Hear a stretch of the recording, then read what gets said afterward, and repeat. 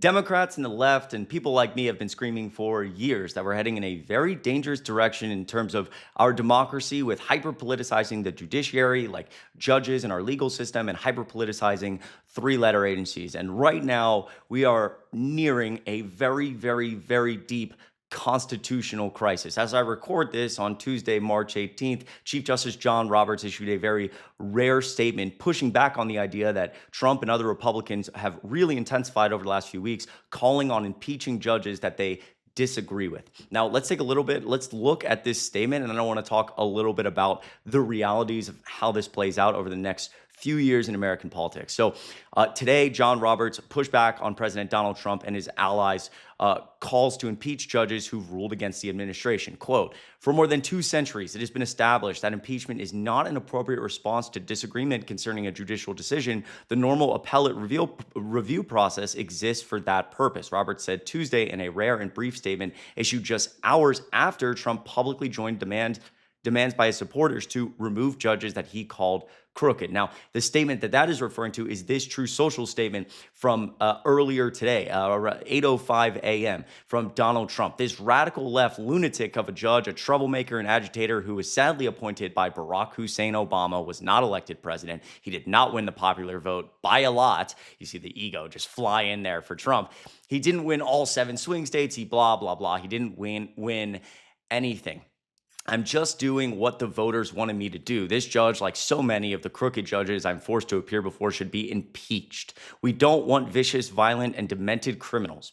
So here's the deal. This is in response to the judge who essentially ruled against Trump or put a stay when Trump deported Venezuelan alleged gang members. And when Donald Trump did this, he signed an executive order in the middle of the night and essentially rushed to get these alleged Venezuelan gang members on a plane.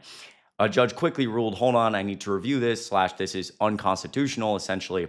And he just ignored the federal judge. And so, again, we're in this setup right now that's constantly evolving of the executive branch, the President of the United States, these three-letter agencies, essentially just ignoring the judicial branch, the definition of constitutional crisis. I think what a lot of people don't realize about America, especially people my age, I'm 23 years old, and just generally Americans as a whole, is that democracy is like a really fragile thing. You have to fight for it. I talk to people constantly and I say, well, what happens if Donald Trump just starts ignoring judges? And they say, well, he can't do that. And I say, why?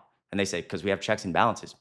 Checks and balances only exist if you believe in them. Like all a judge does is slide across a piece of paper. But the whole reason it works is because the executive, the chief executive, for example, respects that process. And so if you elect a chief executive who cares more about himself than anyone else and doesn't believe in the Constitution, and you elect him and he appoints a bunch of people who are just yes men, who are loyalists, who also don't care about the Constitution, they care about advancing their own careers, then you get into a very, very, very dangerous situation. And in this, again, right now, we are in the midst of a very intense time where we are hyper politicizing these institutions that are meant to be nonpartisan. It is key to American democracy, to frankly, our country surviving, not to be bleak, for the judiciary, the system to be non-political. And I think for the future, it's very scary because as we move down this cycle, even in 4 years, 8 years, 12 years, how much damage has already been done? How much have we already hyper-politicized these agencies? Now that we're firing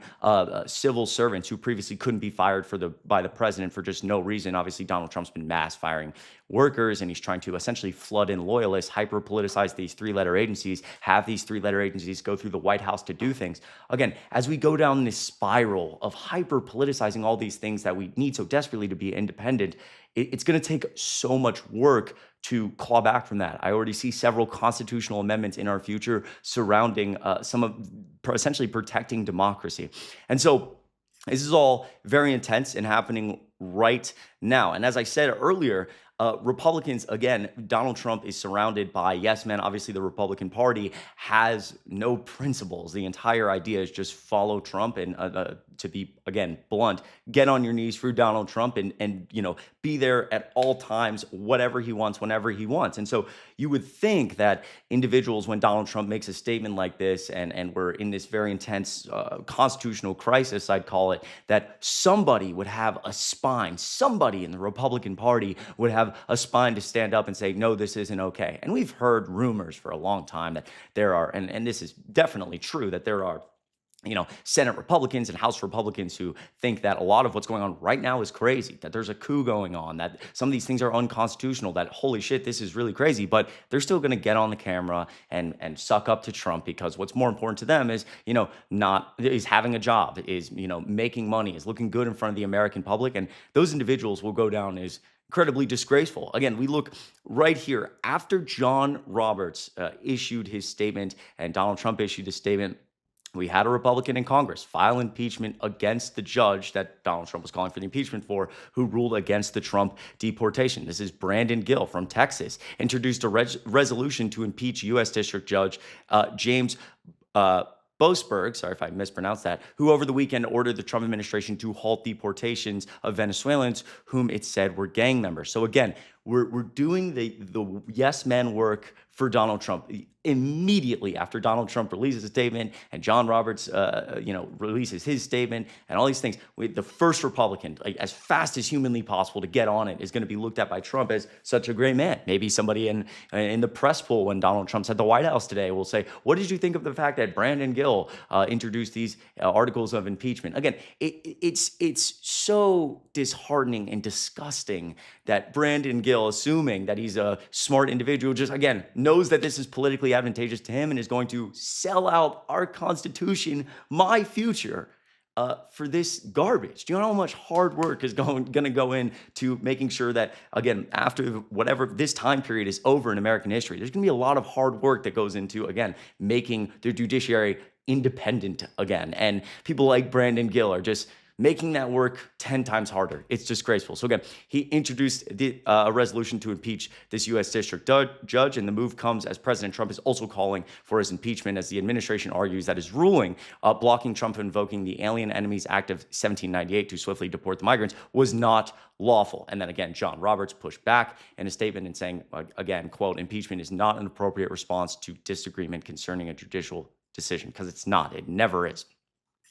And, again, Gill's, essentially, you get the gist here, but his impeachment article introduced Tuesday charges that he abused power to, quote, advance political gain while interfering with the president's constitutional prerogatives and enforcement of the rule of law, which is absurdity. It's absolutely absurdity. And again, even if this is the take that Donald Trump has this right, this executive right to do what he did, the answer is to go through an appeal process. Everybody knows that, to respect these decisions.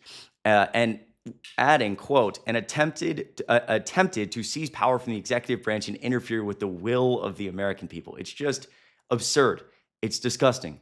It's gross. And I'm hoping that at least one or two Republicans will stand up and do something, but it's probably wishful thinking considering it's been 10 years of Donald Trump doing the most insane things. Listen, I will try to keep you updated on this. I also post videos on TikTok. If you want to follow me down below, there'll be links to all my other socials, Twitter, TikTok, etc. And I'll be posting a few more YouTube videos today as well. So if you want to check them out, or in the future, whenever you're watching this, if you want to be updated on this, you can check out my other videos down below. It'd mean a lot if you hit subscribe, truly.